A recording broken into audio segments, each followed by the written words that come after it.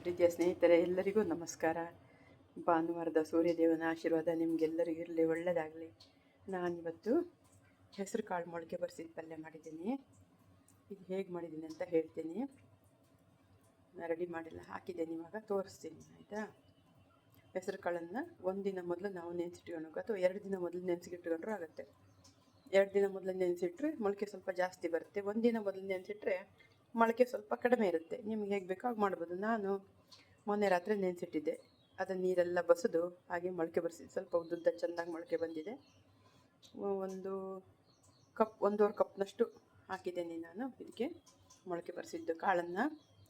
ಆಮೇಲೆ ಅದನ್ನು ಕುಕ್ಕರಲ್ಲಿ ಬೇಯಿಸ್ಕೊಂಡೆ, ಒಂದು 2 ಸಿಟಿ ಹೊಡೆದು ಬೇಯಿಸ್ಕೊಂಡೆ. ತುಂಬ ಮೆತ್ತಗೆ ಬೇಯಬಾರ್ದು ಮೊಳಕೆ ಬರಿಸಿದ ಕಾಳು, ಸ್ವಲ್ಪ ಬಾಯಿಗೆ ಅದು ತಿನ್ನುವ ಹಂಗಿರ್ಬೇಕು, ಅದು ಮೆದುವಾಗಬಾರ್ದು ತುಂಬ, ಆಯಿತಾ. ಅದನ್ನು ನಾನು ಸಾಸಿವೆ, ಒಂಚೂರು ಜೀರಿಗೆ ಏನೂ ಹಾಕಿಲ್ಲ, ಬರೀ ಸಾಸಿವೆ, ಒಗ್ಗರಣೆ ಹಾಕಿ, ಕರಿಬೇವು ಹಾಕಿ, ಅರಿಶಿನ, ಇಂಗು ಎಲ್ಲ ಹಾಕಿ ಒಗ್ಗರಣೆ ಮಾಡಿಕೊಂಡು ಅದರಲ್ಲಿ ನಾನು ಈ ಹೆಸರು ಕಾಳನ್ನು, ಬೇಯಿಸಿದ ಹೆಸರು ಕಾಳನ್ನು ಕುಕ್ಕರಿಂದ ತೆಗೆದು ಹಾಕಿದ್ದೀನಿ. ಹಾಕಿ ಅದಕ್ಕೆ ಬಯಲುಸೀಮೆ ಸೈಡು, ಉತ್ತರ ಕರ್ನಾಟಕದಲ್ಲಿ ಮಾಡ್ತಾರಲ್ಲ ಆ ರೀತಿ ನಾನು ಪಲ್ಯ ಮಾಡಿದ್ದೀನಿ.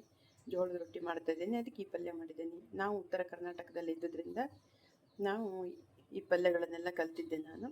ತುಂಬ ರುಚಿಯಾಗಿರುತ್ತೆ. ನಿಮ್ಗೆ ಯಾವಾಗಾರು ಎಲ್ಲ ಸಾಂಬಾರು ಅಡುಗೆ ಬೇಜಾರಾದಾಗ ಖಂಡಿತ ಆಗಾಗ ಇದನ್ನು ಮಾಡ್ತೀನಿ, ಆರೋಗ್ಯಕ್ಕೂ ಒಳ್ಳೆಯದು. ಇದರಲ್ಲಿ ಹಾಕಿರುವ ಅಂಶಗಳು ಸಹಿತ ಆರೋಗ್ಯಕ್ಕೆ ಒಳ್ಳೆಯದಾಗಿದೆ.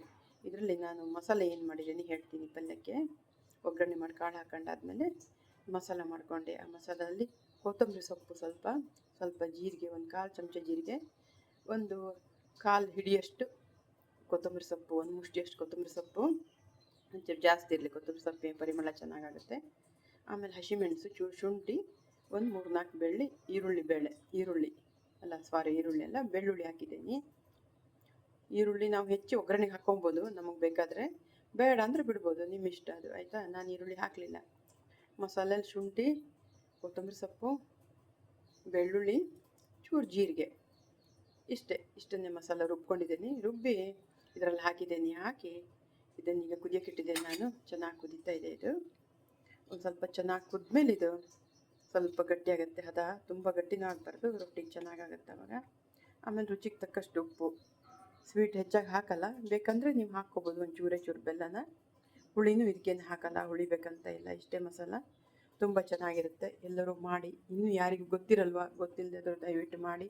ಗೊತ್ತಿಲ್ಲ ಅಂದರೆ ನನಗೆ ಮೆಸೇಜಲ್ಲಿ ಕೇಳಿ ಹೇಳ್ತೀನಿ, ಓಕೆನಾ. ಒಳ್ಳೆಯದಾಗಲಿ ಎಲ್ಲರಿಗೂ.